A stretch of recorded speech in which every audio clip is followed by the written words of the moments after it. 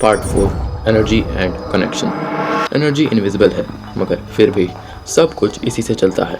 Energy flow करती है मगर उसकी कोई स्पीड नहीं है। सुनने में अजीब लग रहा है लेकिन अगर प्लेन नज़रों से देखोगे तो चलना भी कॉम्प्लेक्स लगेगा। हम 2 साल के थे, चलना हार्ड एंड कंफ्यूजिंग लगता था। हम उसे तब तक नहीं समझ पाए जब तक खुद नहीं करके देखा। मैं आपको भी इन स्पिरिचुअल या साइंटिफिक डाउनलोड से एक्सपीरियंस करवा सकता हूँ क्योंकि मुझे भी यही बताया गया है उन डाउनलोड्स में। लेकिन हर चीज़ आपसे ही स्टार्ट होगी।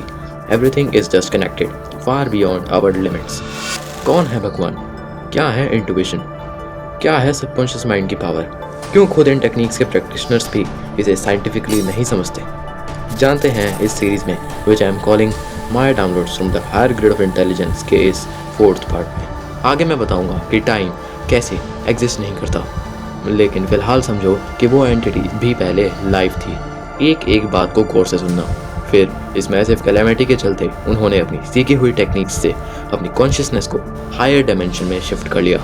तब से वो बाकी बचे हुए इंसानों को अपनी सीखी हुई पॉजिटिव एनर्जी देकर इस कहर को खत्म करना चाहते हैं। वो लोगों को चुनते हैं जो चोजन वंस कहलाते हैं। आपको भी अगर कभी कुछ रिचुअल जैसी अनएक्सप्लेन्ड इलॉजिकल मूवमेंट्स करने का जी किया होगा, ये तब होता है जब वो आपके साथ कम्युनिकेट करना चाहते हैं।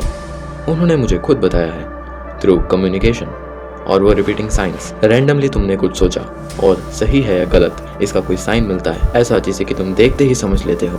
तुम्हारे अजीब ड्रीम्स में कोई एक अजीब सेक्शन में वो कोई मैसेज छोड़ देते हैं। ये सब अजीब इसलिए है क्योंकि इस डायमेंशन में कम्युनिकेट करने के लिए उन्हें कोई तो मीडियम चाहिए। इसीलिए तुम्हें लगेगा कि ये तो ऑब्वियस है कि ऐसा हुआ तो मुझे ये चीज़ ऐसे लगी, लेकिन थोड़ा डिटेल में सोचो तो किसी चीज़ को होने के लिए रीज़न और एग्जीक्यूशन तो चाहिए ही होगा। बिना खोज के कुछ होगा तो यूनिवर्स पैराडॉक्स में फंस जाएगा। उसके बाद भी जो चीज़ तुम्हें चमत्कार लगती है वो भी बस रेयर है, उसका कॉज रेयर है, मगर जो इनको करवा रहे हैं वो भी तो मामूली नहीं है। मुझे भी समझ नहीं आता क्यों ये सो कॉल्ड सन्यासी, महात्मा और एक्चुअल में सिर्फ ये आज के धर्म की परिभाषा में इन साइंस को उनकी साइन वाली फॉर्म में ही रखा जाता है, डिकोड नहीं करते जो कि इनका पर्पस था। एक्चुअल में 100% साइंटिफिक है तो क्यों इसे बस बिलीफ से जोड़कर चुप हो जाते हैं? भले ही ये खुद से समझने का टॉपिक है मगर मेंटल इमेज हमें सही रखनी चाहिए। मुझे पता है कि 97% लोग इसे नहीं समझेंगे, लेकिन वो 3% आप हो। मेजॉरिटी ने इस शॉट को छोड़ दिया है, लेकिन क्योंकि ये उनके नसीब में नहीं थी। मगर ये तुम्हारे लिए भी एक फर्स्ट साइन है। इसे यूं ही मत जाने दो। पहले भी बहुत कुछ इग्नोर किया है मगर इसे मत करो। कनेक्शन तो समझ लिया, अब एनर्जी और उसके फ्लो को रीडायरेक्ट करना समझो लास्ट 3 वीडियोस से।